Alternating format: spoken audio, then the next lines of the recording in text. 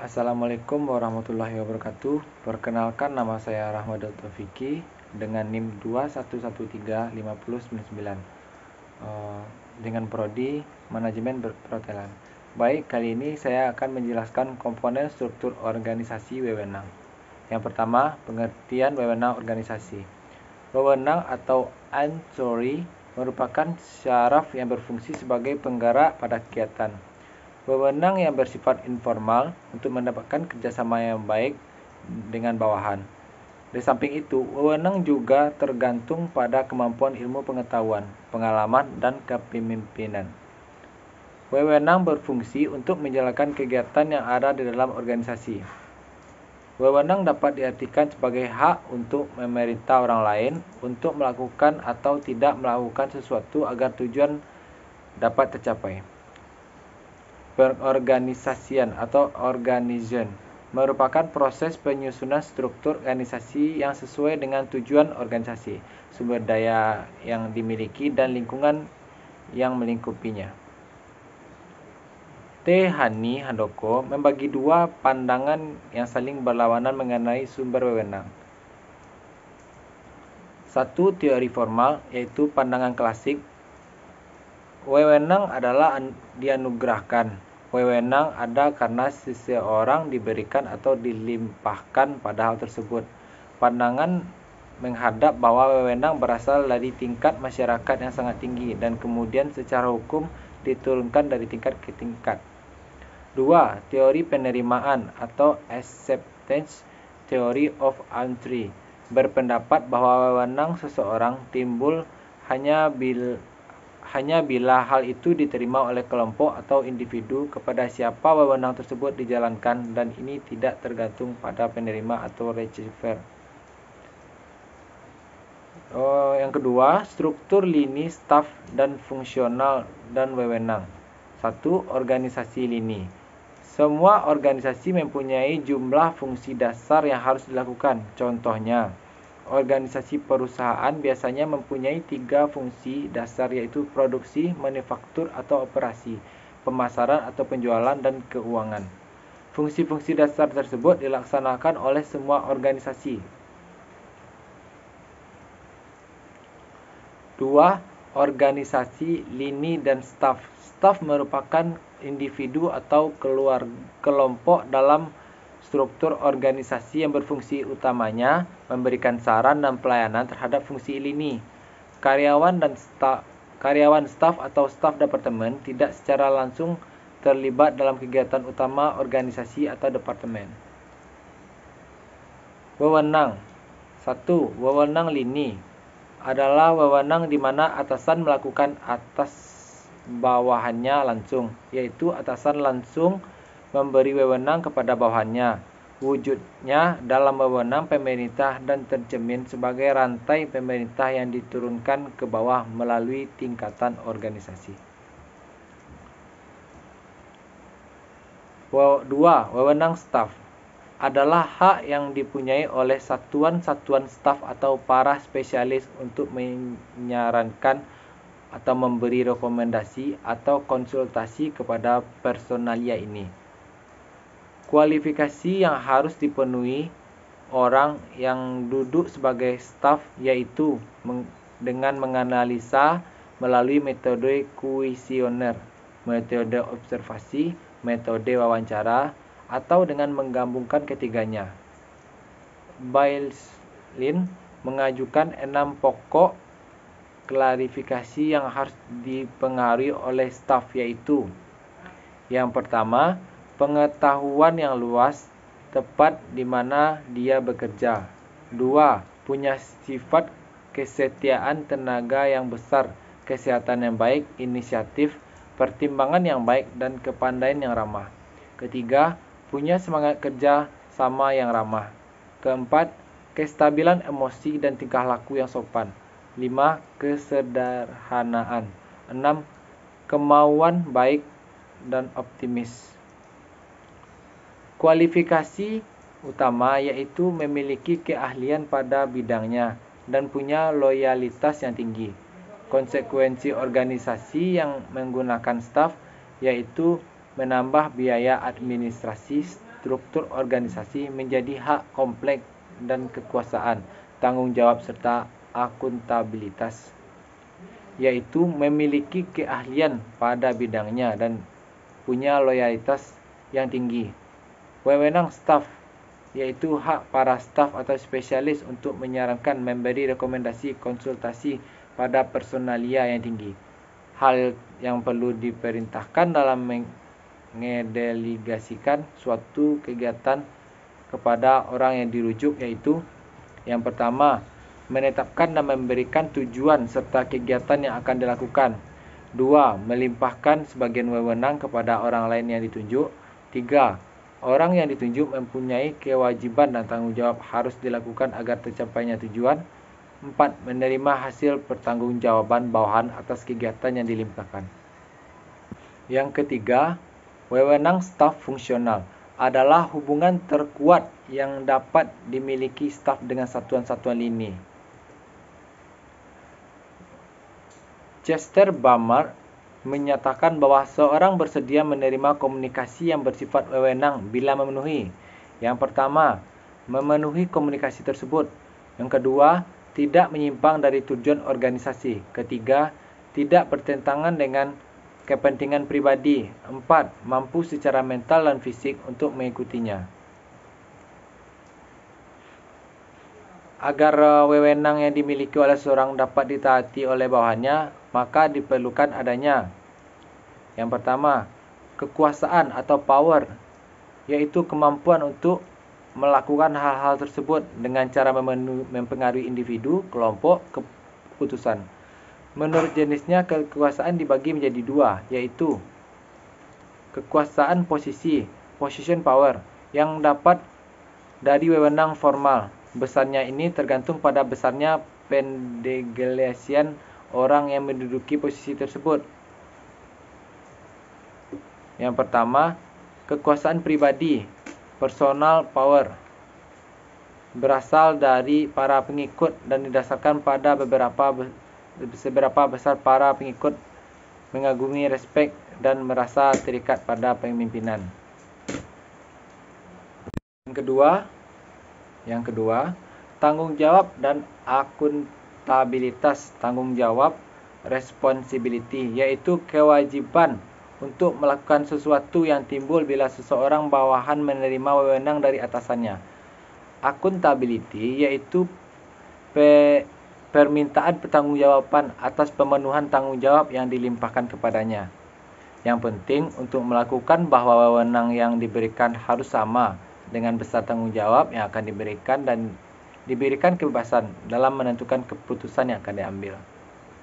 Yang ketiga, pengaruh atau influence, yaitu transaksi di mana seseorang dibujuk oleh orang lain untuk melaksanakan suatu kegiatan. Menurut sumber, wewenang dibagi menjadi yang pertama, kekuasaan, balas jasa, reward power, berupa uang, suaka, perkembangan karir, dan sebagainya yang diberikan untuk melakukan perintah atau persyaratan lainnya.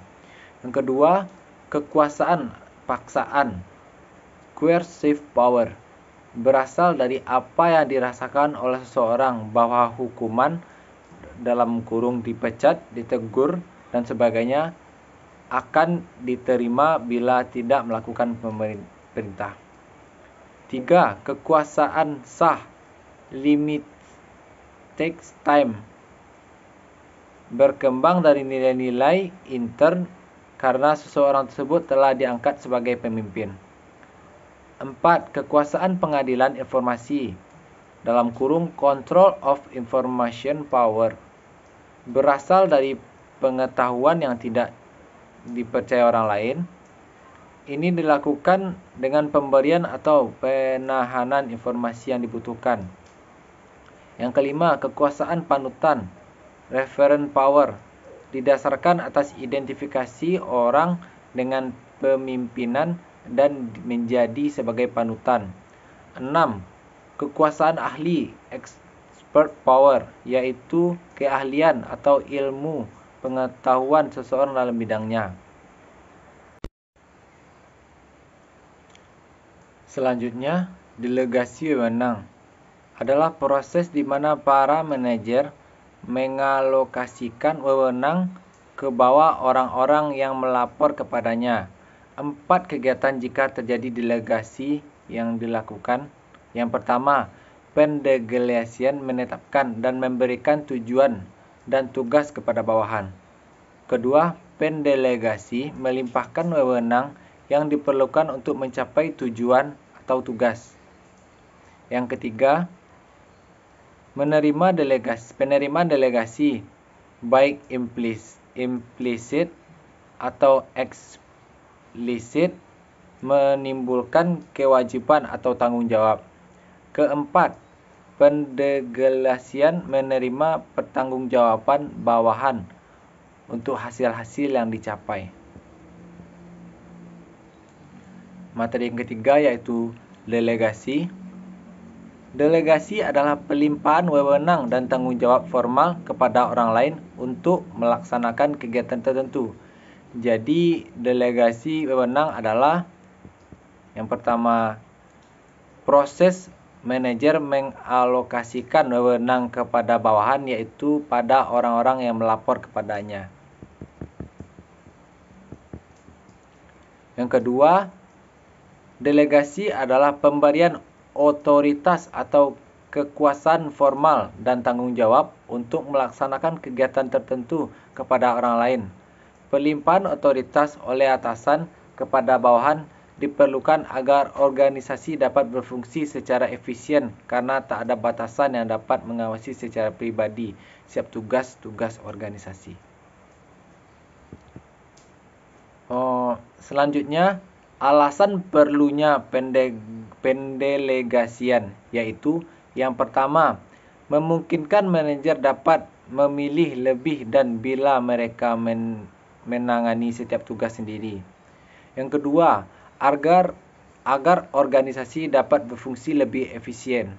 Yang ketiga, manajer dapat memusatkan tenaganya pada tugas prioritas yang lebih penting. Yang keempat, bawahan dapat tumbuh, berkembang dan alat untuk belajar dari kesalahan. Selanjutnya, pendelegasian dibutuhkan karena manajer tidak hanya menguasai the big of picture, tidak cukup mengerti cara terperinci dan tidak selalu mempunyai semua pengetahuan yang dibutuhkan untuk membuat keputusan. Sehingga, untuk mengefisienkan penggunaan sumber daya, pelaksanaan tugas tertentu didelegasikan kepada tingkatan organisasi dan serendah mungkin di mana terdapat cukup kemampuan dan informasi untuk melaksanakannya. Selanjutnya, prinsip-prinsip klasik yang dapat dijadikan pada dasar untuk delegasi yang efektif adalah 1. Prinsip skalar, yaitu mengutamakan harus ada garis otoritas yang jelas yang menghubungkan tingkat paling tinggi dengan tingkat paling bawah. Garis otoritas yang jelas ini memudahkan anggota organisasi untuk mengetahui kepada siapa dapat mendelegasikan, siapa yang dapat melimpahkan wewenang kepadanya, kepada siapa dia bertanggung jawab. Selanjutnya, dalam proses penyusunan garis otoritas diperlukan kelengkapan pendelegasian wewenang, yaitu semua tugas yang diperlukan dibagi habis. Hal yang digunakan untuk menghindari yaitu yang pertama, gaps, yaitu tugas-tugas yang tidak ada tanggung jawabnya. Yang kedua, overlaps, yaitu tanggung jawab untuk satu tugas yang sama diberikan kepada lebih dari satu orang. Yang ketiga, split, yaitu tanggung jawab atas tugas yang sama diberikan kepada lebih dari satu organisasi. Yang kedua, materi selanjutnya, yang kedua, prinsip kesatuan pemerintah atau unity of command, yaitu menyatakan setiap orang dalam organisasi harus melapor pada satu atasan. Melaporkan pada lebih dari satu orang akan menyulitkan seseorang untuk mengetahui kepada siapa ia harus bertanggung jawab. dan perintah siapa yang harus diikuti. Bertanggung jawab kepada lebih dari satu atasan juga akan membuat bawahan tidak dapat menghindari tanggung jawab atas pelaksanaan tugas yang jelek dengan alasan banyaknya tugas dari atasan lain. Yang ketiga, tanggung jawab wewenang dan akuntabilitas. Prinsip-prinsip ini menyatakan bahwa satu, dapat menggunakan sumber daya secara efisien. Yang kedua, masing-masing orang dalam organisasi dapat melaksanakan tugas yang dibebankan. Ketiga, kepadanya secara efektif. Yang keempat, akuntabilitas penerimaan tanggung jawab dan wewenang.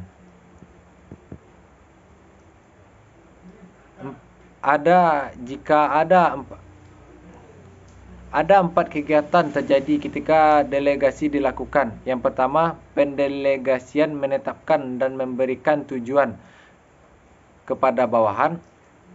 2. Pendelegasian melimpahkan wewenang yang diperlukan untuk mencapai satu tujuan atau tugas.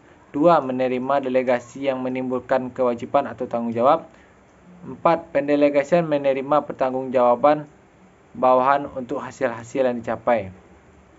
Manfaat pendelegasian wewenang iaitu: pertama, manajer memiliki banyak kesempatan untuk mencari dan menerima peningkatan tanggungjawab dari tingkatan manajer yang tinggi.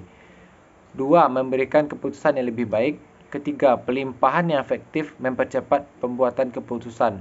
4. Melatih bawahan memikul tanggungjawabnya, melakukan penilaian dan meningkatkan keyakinan diri serta kesediaan untuk berinisiatif. Baik, terima kasih. Sekian penjelasan materi saya tentang wewenang. Jika ada kesalahan kata, saya mohon maaf. Terima kasih. Assalamualaikum warahmatullahi wabarakatuh.